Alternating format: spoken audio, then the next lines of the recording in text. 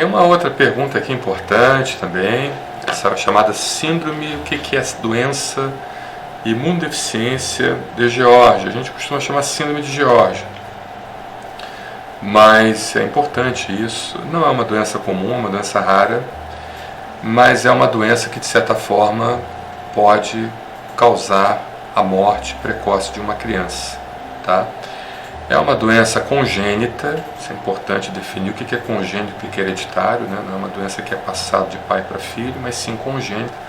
Algum problema durante a formação do embrião leva a essa alteração no genoma da criança e, consequentemente, ela começa a desenvolver uma característica chamada característica fenotípica, ou seja, ela começa a apresentar características físicas como o timo ausente, ou muitas das vezes o timo não está totalmente ausente, mas ele está subdesenvolvido.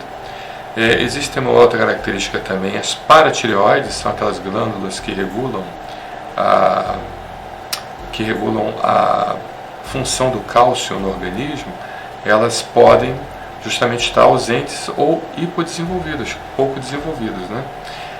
Você tem alguns traços faciais característicos, é muito difícil a gente tentar traduzir isso em palavras, então, se por acaso você tiver alguma dúvida, é só colocar faces síndrome de George no Google Image, que você vai encontrar muita coisa. Importante isso.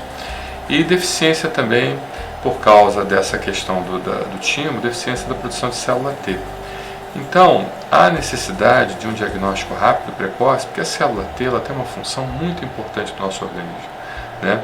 A gente, basicamente, sem célula T, a gente não consegue produzir adequadamente anticorpos, a gente não consegue produzir adequadamente uma imunidade de memória, porque apesar do linfócito B ele ser o responsável pela produção dos anticorpos, mas se não houver o estímulo o estímulo da célula T, a célula TCD4, não vai haver a produção de anticorpos adequados, porque não terá o estímulo dessa célula TCD4 para o linfócito B.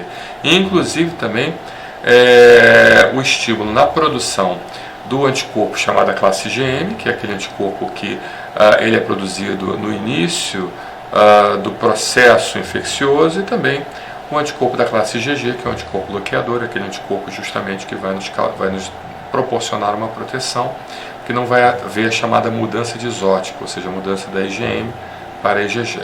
Tá? Então é algo muito importante.